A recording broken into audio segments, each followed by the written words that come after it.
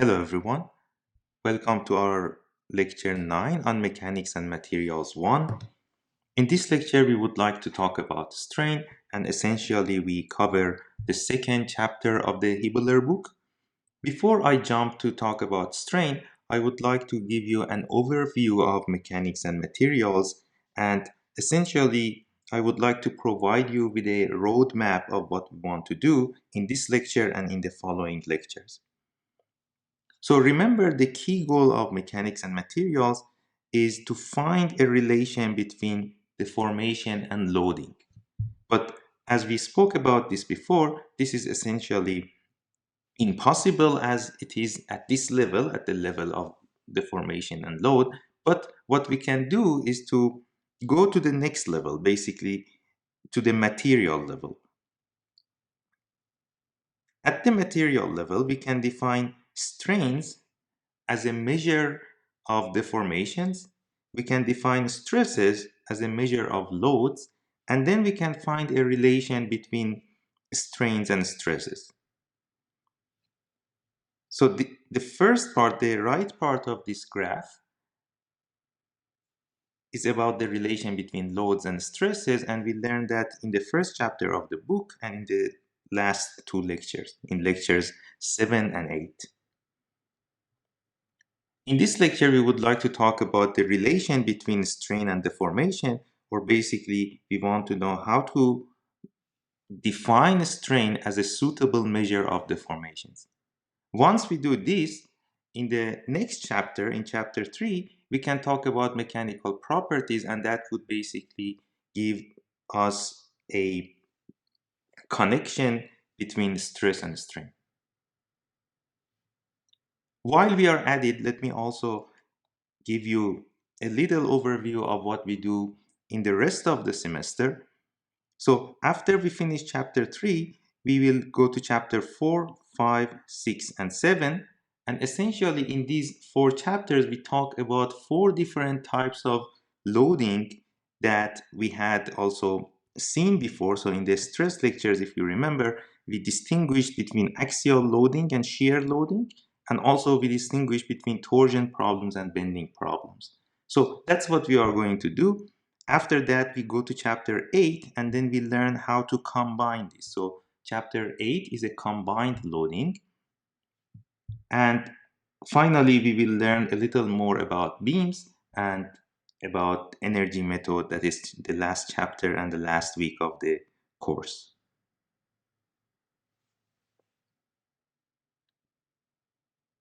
All right, so we want to talk about strain. Before we talk about strain, let's remember what deformation is. Deformation is essentially the change of the body's shape and size.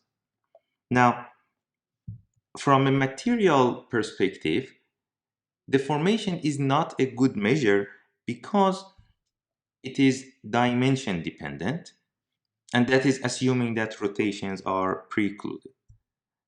So what we want to do is to make sure that we define a measure of deformation that is not dependent on the dimension of the problem. Then that measure would be useful when you want to define the material response.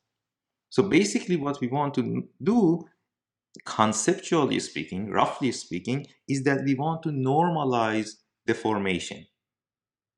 Or basically we want to divide the deformation by dimension so that we get a dimensionless measure of deformation. Okay, so strain is essentially a dimensionless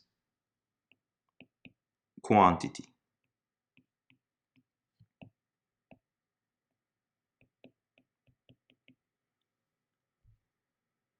And again, conceptually speaking, it's the normalized deformation measure. Now, talking about strains, we have 2 types of strains. We have normal strains and we have shear strains. First, I will explain what normal strains are, and then after that, we talk about shear strains. So normal strain is essentially corresponding to the change in length of a line per unit length. Okay, so basically you have a line element. You can think that you have a body that in undeformed configuration, or let's say initially it looks like this. So this is initially. And then you deform it. So it's a circle and then it becomes an ellipse. Now, if you look at the line element AB and it has a length delta S, after deformation, this would be the line element A prime B prime, and that would have the length delta S prime. So if you have this kind of picture, then you can define the strain, or in this case, the average strain or average normal strain, as the change of length divided by length. Okay, so basically you are looking for a change of length, but then you also normalize it with the length to get a dimensionless quantity. Now, if you do this, or if you define the normal strain as such, then it works for a line element, but we usually want to define it as a local quantity. So you want to know what is the strain at this point, which would be the corresponding point to this one. So you usually define the strain for a point. For that matter, we always talk about the limit. So we define it as it is here, but we always think of it as a limit such that the point B reaches point A. Okay, so basically the distance between point A and B in the initial configuration, it should tend to 0, and then the change of that distance divided by the distance, it would be the local strain measure. Okay, so this is normal strain, and we use the letter epsilon for that. But also, if you think about a different line element, it's exactly the same story. So if you now think of it direction n, which is different from the previous direction, you define a different strain. So the strain that you get here would be different from what we had in the previous slide, but the way that you calculate it is the same. The formula is the same. You can also imagine that the line may not be exactly vertical or horizontal. So if you have a diagonal line, again, the same thing holds. You can calculate the strain. And then again, if you think of a line element that has a finite size and it's not infinitesimal, then the strain measure is the average strain. But if the line itself is infinitesimal via the limit operator, then you are talking about the local strain, and that is what we are looking for. It gets more interesting, and basically you may realize why we emphasize on having an average quantity versus the local quantity when you think about this type of deformation. So in this picture, you see that you have a straight line element, but via deformation, not only it changes its length, but also it changes its shape. Okay, so it deforms. In this case, you can imagine that at different points, you would have different strains possibly. So if you define the average one, it's fine. But in this case, you can imagine that having it as a local quantity, it's more critical. A very famous example when talking about normal strain is, of course, talking about a bar. So if you have just a one-dimensional bar here, it's the undeformed bar, and you apply the forces P on it. So you want to introduce an extension to the bar, then you get the length L plus delta L if the original length was L.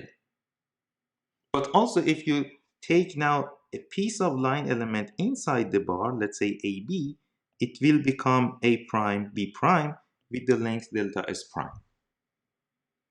So in this case, again, we use exactly the definitions that we had for average strain and for local strain itself. But also, interestingly enough, you can see that if you think about this, essentially the strain is delta L divided by L.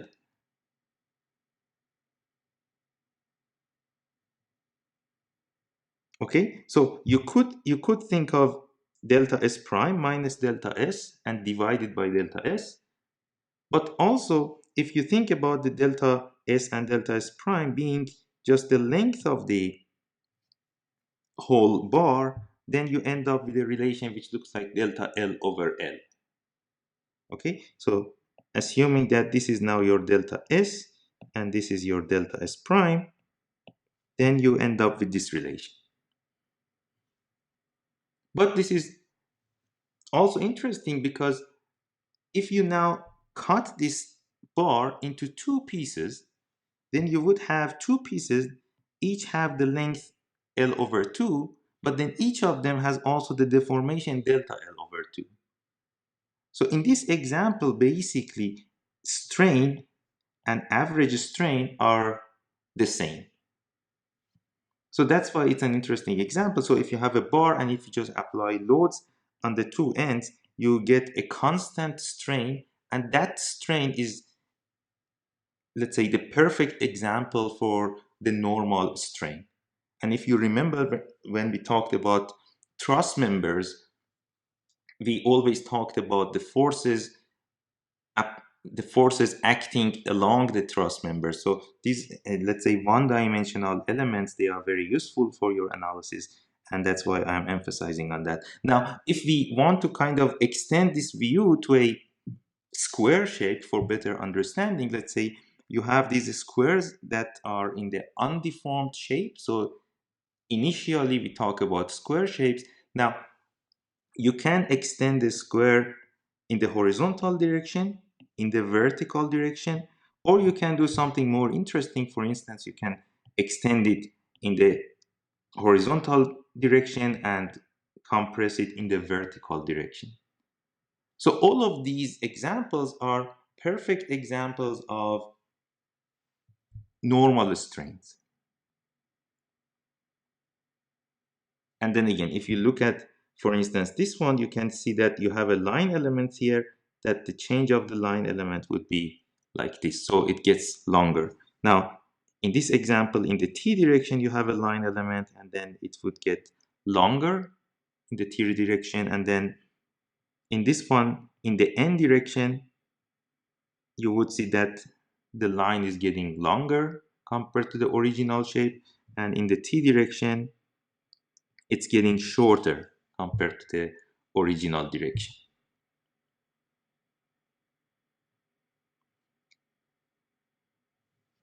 So long story short, normal strain is an indicator of the change of length of a line element or a line segment.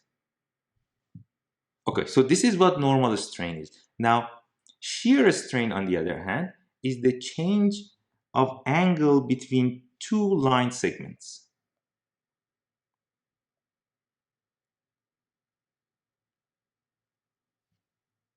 What does that mean?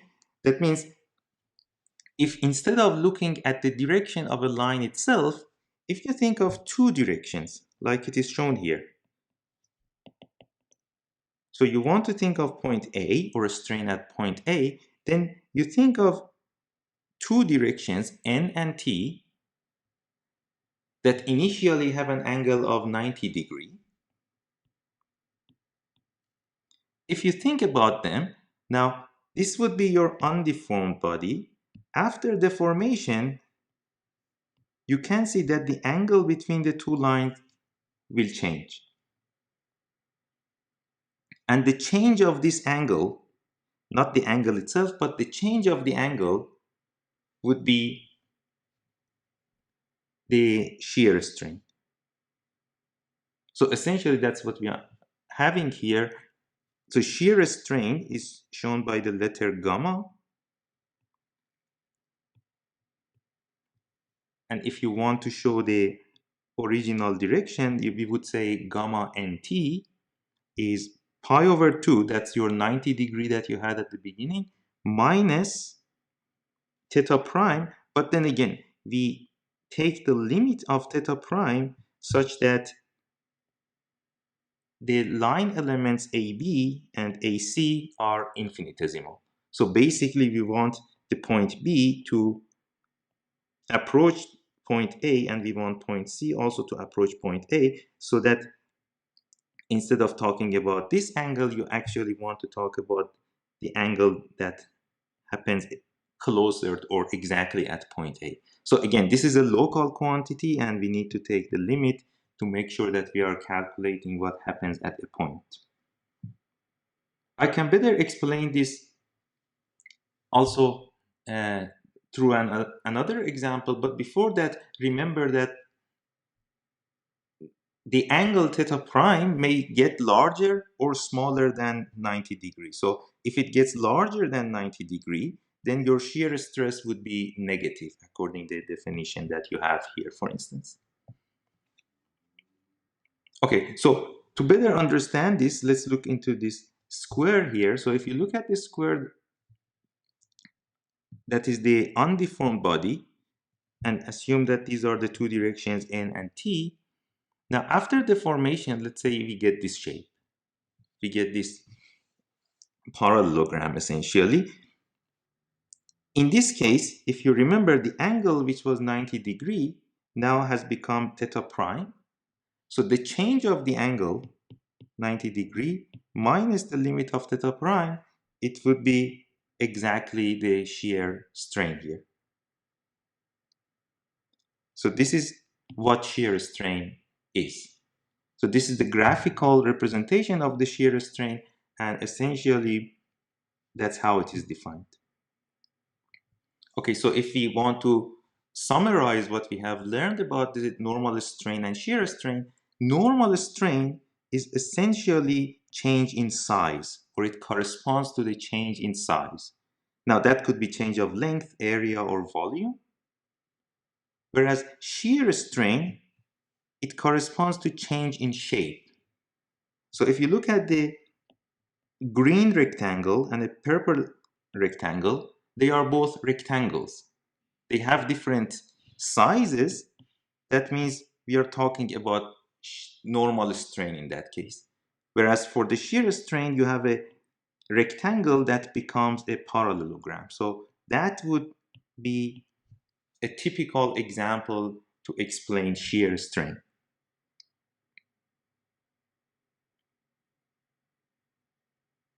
So after this, we would like to talk about strain state.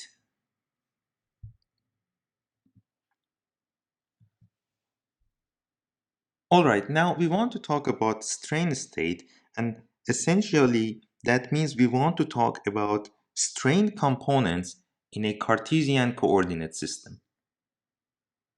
If you remember, we did exactly that for stress, and we had the so-called stress state, and we had this graphical representation of the stress state, and we also had a matrix representation of the stress state. What we want to do now is very similar to what we did there again. So think of a three-dimensional body in the undeformed configuration or undeformed state at the beginning. What we want to do is to take a little volume, a little cube from that undeformed shape and magnify that and see what happens to this when it deforms. So if you look at the magnified cube here, the first thing that we see is that all the angles are 90 degree here. So basically that corresponds to having no shear strain, and that makes sense because we are talking about the undeformed configuration. This is not yet deformed. It's a cube. For a cube that we cut, the shear strain is just 0. But more interestingly, you can see that we always talked about shear strain using two indices, index n and t, showing the two directions that it was corresponding to.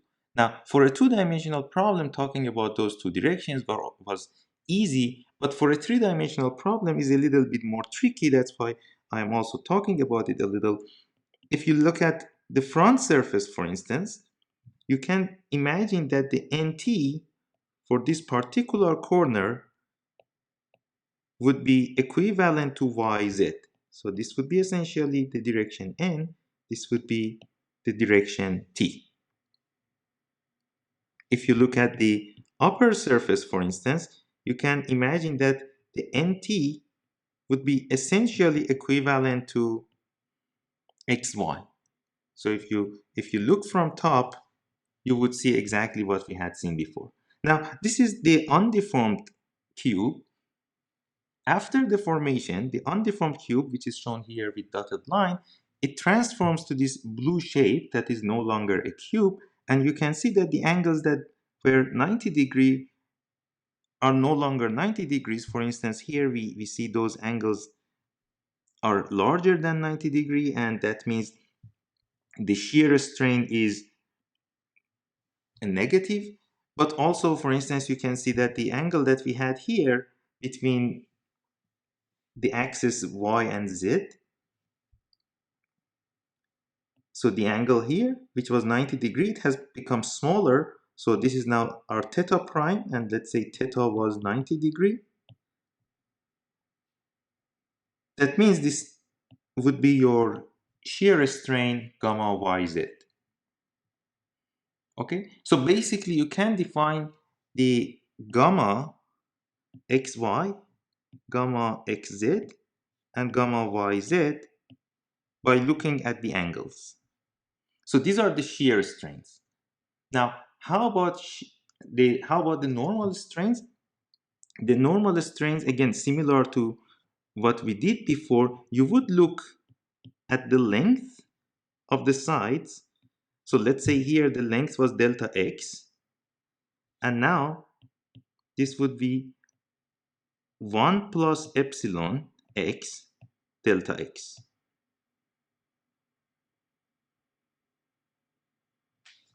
Okay, so basically it's exactly the same thing. It's like you are saying epsilon in the x direction is the change of length in the x direction divided by the original length in the x direction, which is exactly how we defined strain components.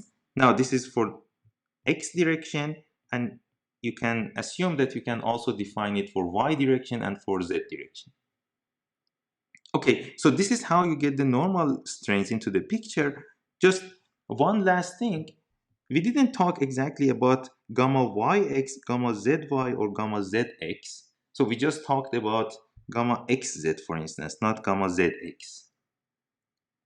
But you can imagine that when you talk about two angles, or when you talk about an angle between two line segments, whether you call that gamma yz or whether you call it gamma zy is the same thing. It's the same angle between two line segments.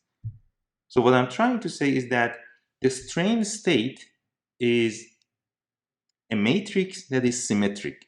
So if you want to show that, similar to what we did for stress, you would get your normal strains on the main diagonal. So that would be epsilon x, epsilon y, epsilon z. Then you get gamma xy and gamma yx here, but you know it's symmetric. They are identical. So this is the change of angle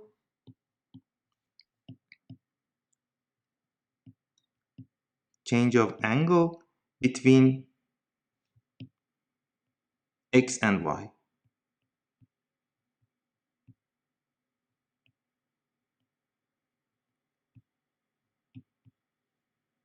Okay, and that would be exactly the change of angle between y and x. While we are at it, let me also remind you about the stress state.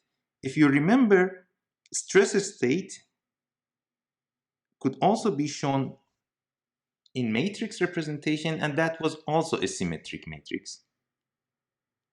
So having a symmetric matrix, it means that these are 9 components, whether you look left or right.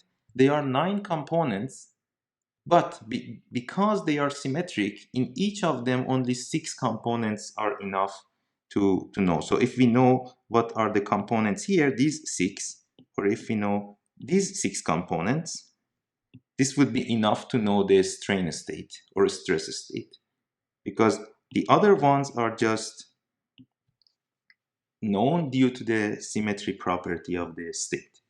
So then again, we learned what is the strain state, and we learned what was a stress state in the previous lecture. So in summary, strain is a suitable measure of deformation. So the idea of defining the strain is just to make sure that we have a dimensionless measure of deformation. Then we learned we have two types of strains. We have normal strain and we have shear strain. Normal strain usually corresponds to elongation and or contraction of a line segment. That means it usually corresponds to size or the change in size. Shear strain, on the other hand, it essentially corresponds to disfigurement of the body. So basically, it changes the shape of the body. It may not change the size, or let's say the area may remain constant, but it changes the shape of the body. And then again, this is a dimensionless geometrical quantity, and because it is dimensionless, we can just assign a number to it without using any particular unit or unit system. And what we want to do in this course, we want to talk about the so-called small strain analysis. So everything we do in ME 231 or Mechanics and Materials 1, this is about small strain analysis, and that means strains are much, much smaller than 1. Now again, 1 means 100% deformation. Okay, so we are usually talking about less than 5%, maybe less than 3%. Okay, but definitely much, much less than 100%, which is 1. All right, so that was everything about strain and strain state. We will now learn a little bit more about strain via examples. We will have 3 examples that we will look into together.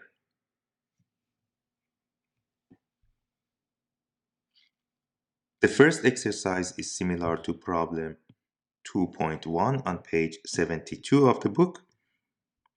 The slender rod shown in the figure is subjected to an increase of temperature along its axis, which creates a normal strain in the rod. Epsilon z equals 0.04 square root of z, and the z in this problem is essentially the distance from the top of the rod from point A, and it is expressed in terms of meter. But obviously, the strain itself is still dimensionless. Determine the displacements of B, so the displacement at the end of the rod, and the average normal strain in the rod.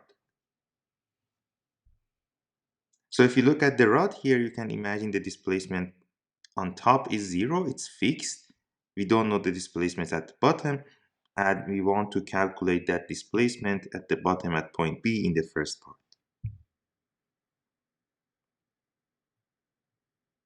So the strain function is given. In the problem definition, it's said that the strain is caused by a change of temperature, but it really doesn't matter for us what is the source of the strain.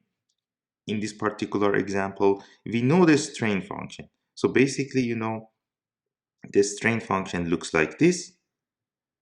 So it is 0 when z is 0, that would be on top, and it is taking the value epsilon b at point B.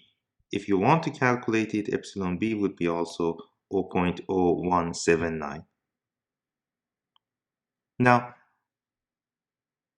if we look at the little incremental length in the z direction, let's call it dz, before the deformation, so if before the deformation we have a delta z, after deformation it's going to be delta z prime.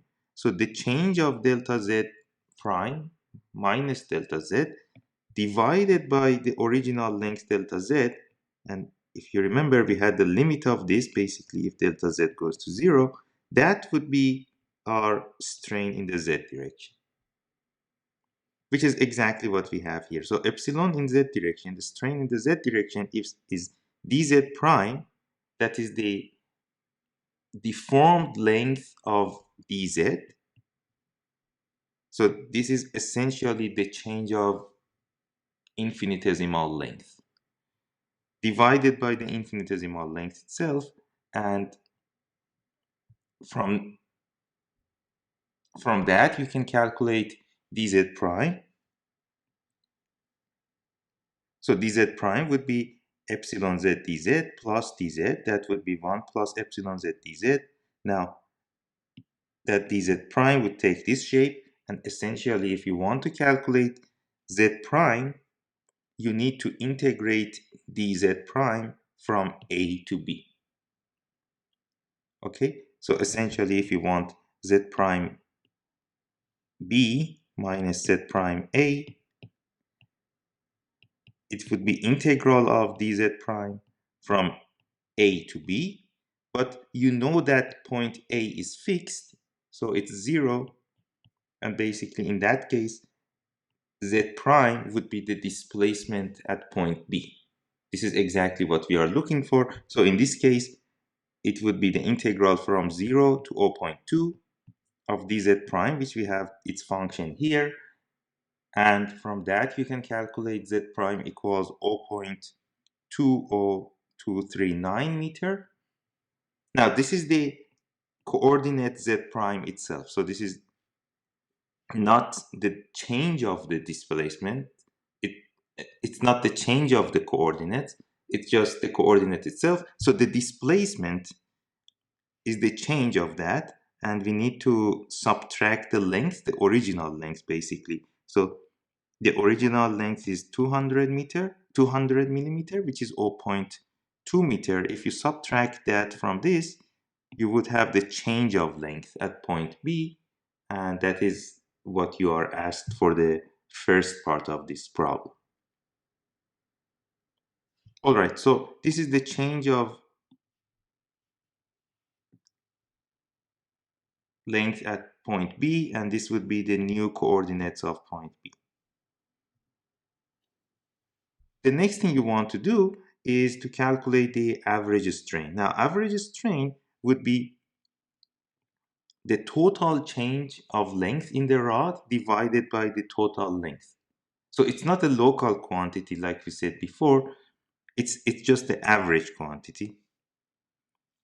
And since you know the change of length at point B is exactly the total change of length, you can take that in the denominator divided by 200, which is the original length. So you get this ratio, or you can say epsilon average is 0.0119, and that's a dimensionless number, obviously. So what does that mean? This means essentially that you have a strain function which looks like this. But if you calculate the area of this, the area under the curve, you can imagine that there is an average strain that would have also the same area like the previous curve. Okay, so that's essentially what you are doing here. And obviously the average strain is less than the maximum strain.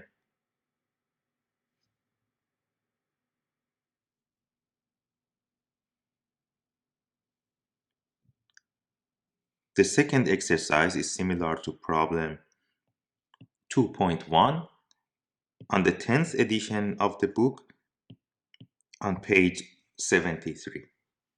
Please pay attention that the previous problem was also similar to problem 2.1, but that was corresponding to the 9th edition of the book.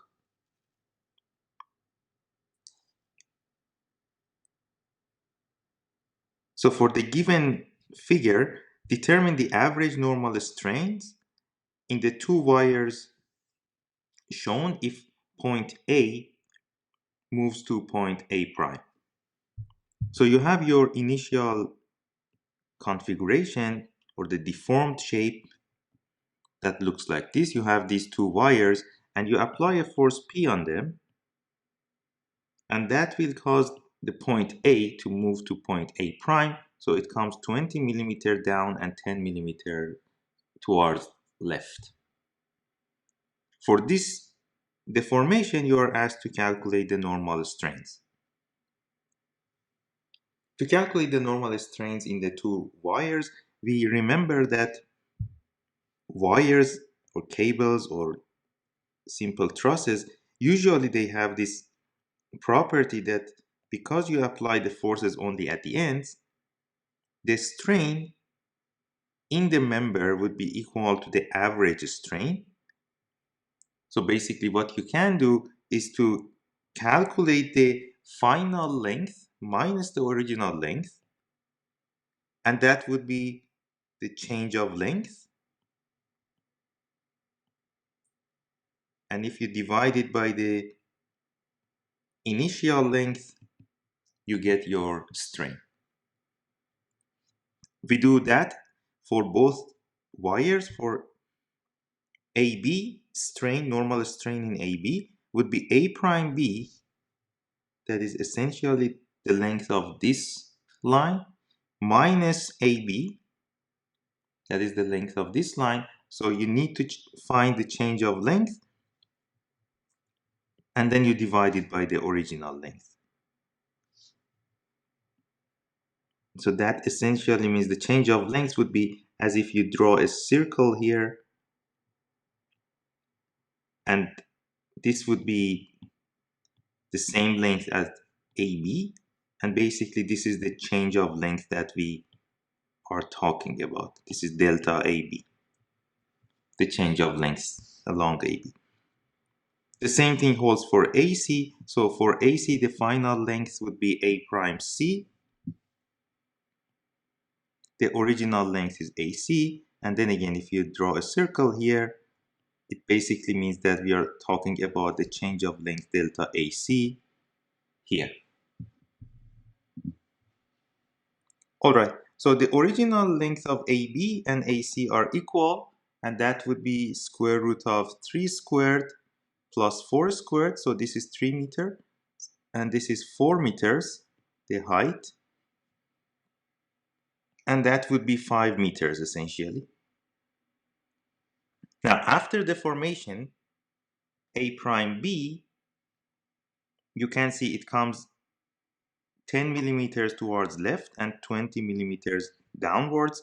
That means the 3 meter is now 3 meter minus 10 millimeter, which is 3 minus 0.01 meter. And the height instead of 4 meter now is 4 plus, or 4 meter plus 20 millimeter. So if you calculate that, you get this number, 5.01004. That's the final length of A prime, and then you can similarly calculate the final length of, sorry, this was the final length of A prime B, and you can similarly calculate the final length of A prime C, and that would be square root of 3 plus 0.01.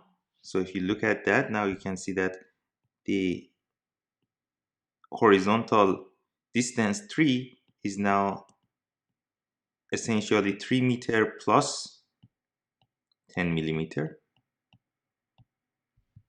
which is here, and the height is 4 meter plus 20 millimeter. So the final length of A prime C is 5.02200, and all you have to do is to insert these two values into the relations here, and you can calculate the normal strains.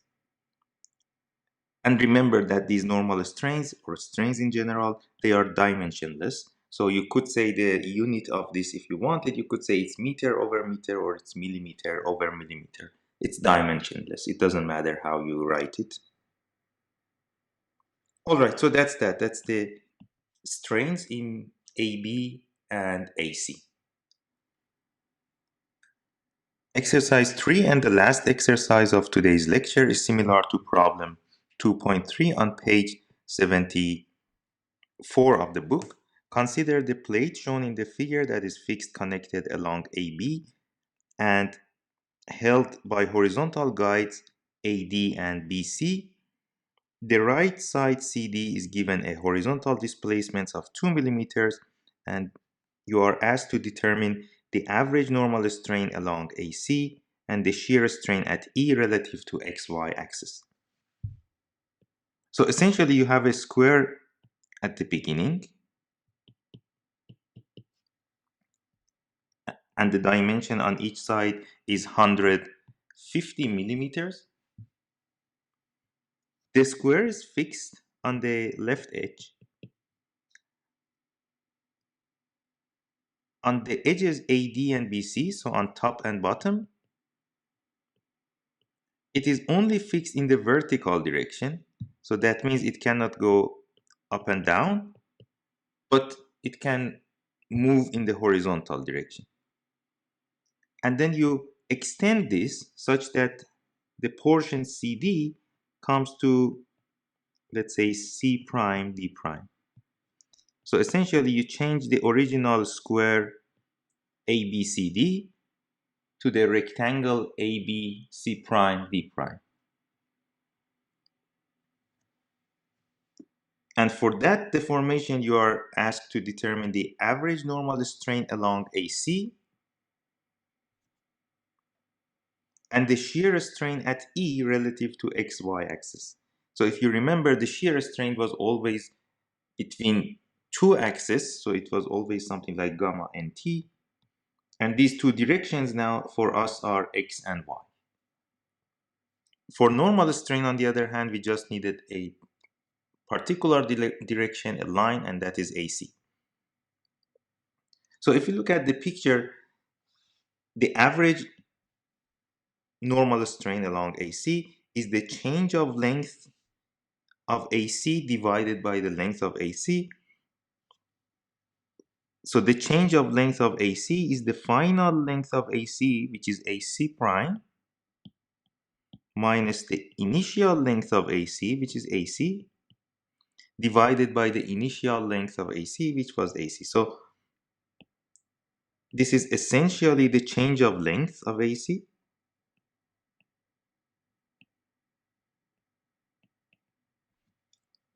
And you divide it by the length of AC, you get the average normal strain. Now, the length of AC is easy to calculate. It's essentially a triangle with a 90-degree angle here. So that means AC would be square root of 150 millimeter squared plus 150 millimeter squared, and that would give you 212.13 millimeters.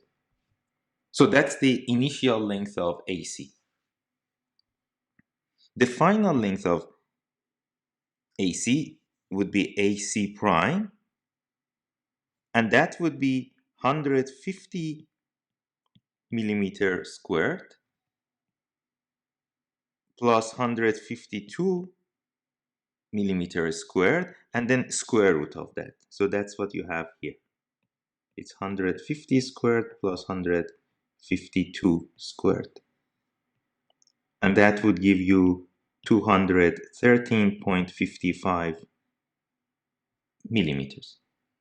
So you have the final length of AC prime,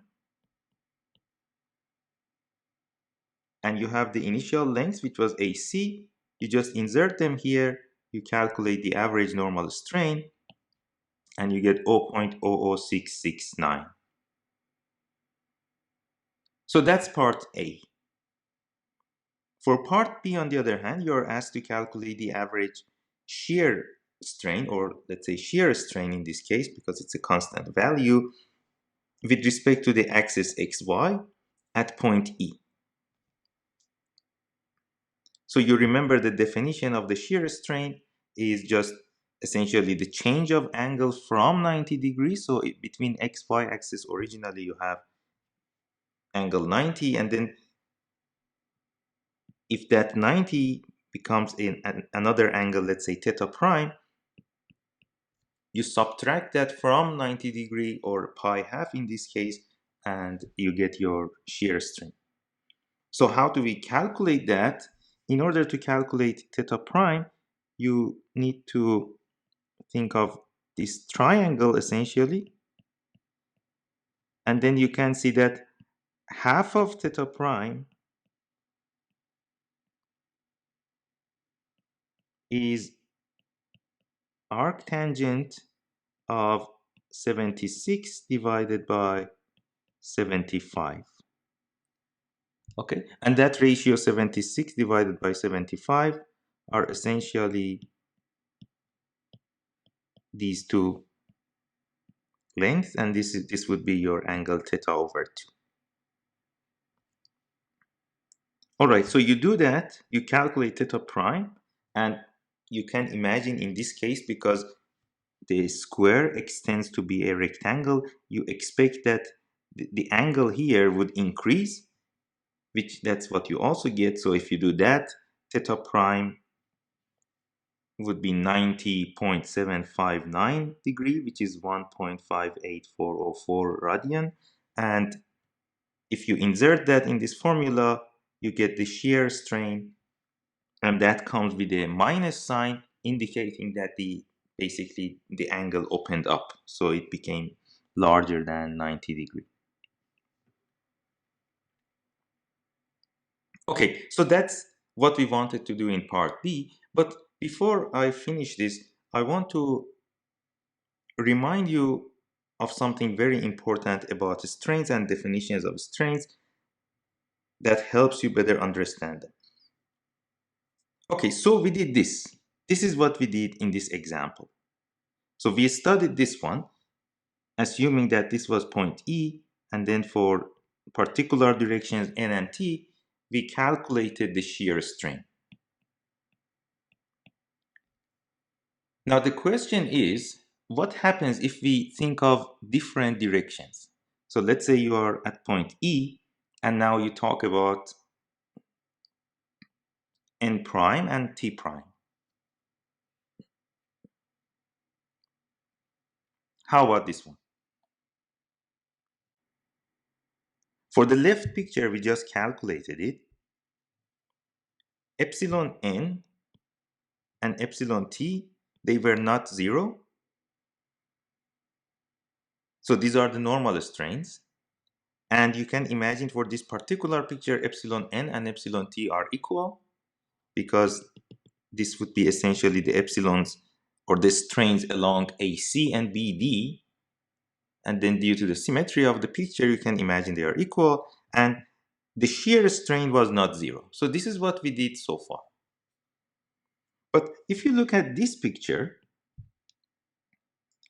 I'm not going to calculate it. You can calculate it as an exercise for yourself. But pay attention that if I just look at this square now, and it becomes a rectangle, in the vertical direction, in the T prime direction, I have no change of height or no change of length. That means I would get 0. So the normal strain in T prime direction would be 0. It's not what we had here. In the N prime direction, on the other hand, you get the change of length and you get full length of change. But that is not 0, but also is not what we had before. However, if you look at the angle between N prime and T prime, you can imagine after this thing becomes a rectangle, the angle would still remain 90 degree, telling you that the shear strain N prime T prime would be 0.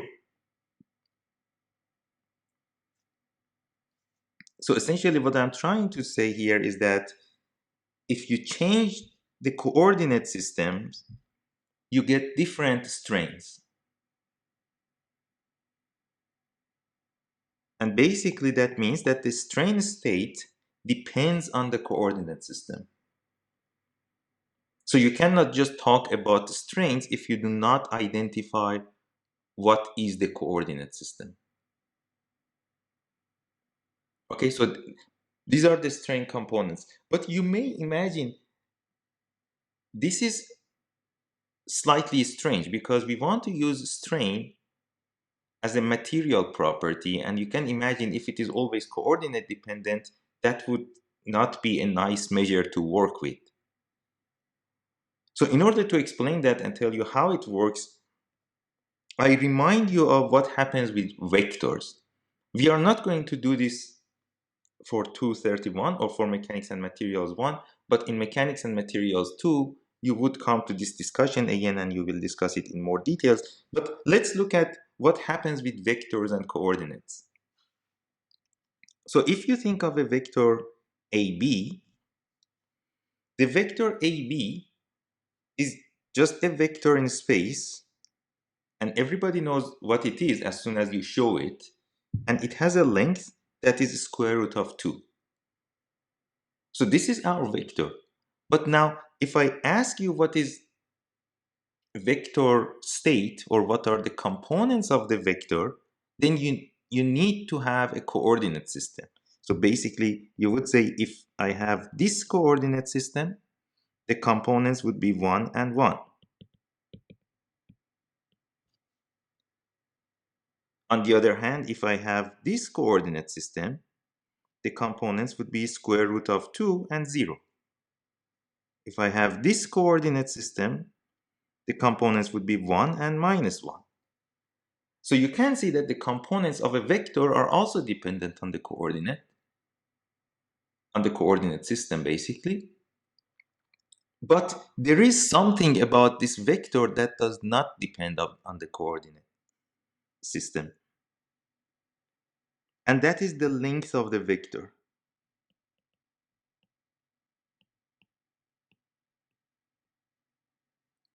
Okay, so basically the length of the vector, if you think about it, the length of all of these, the magnitude of all of them is the square root of 2. So that is independent of the coordinate system.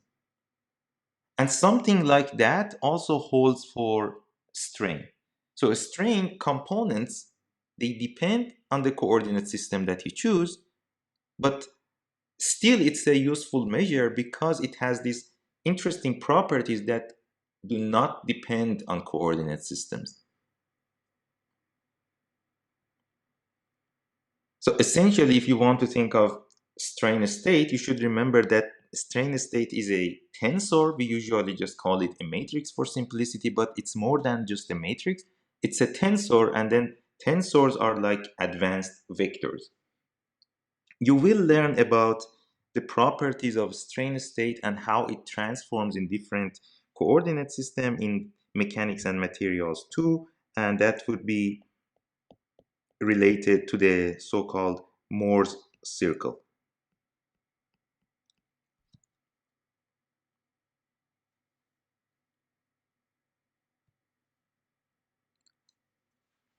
All right, so this was our lecture on the topic strain and the summary of the second chapter of the Hibbeler book.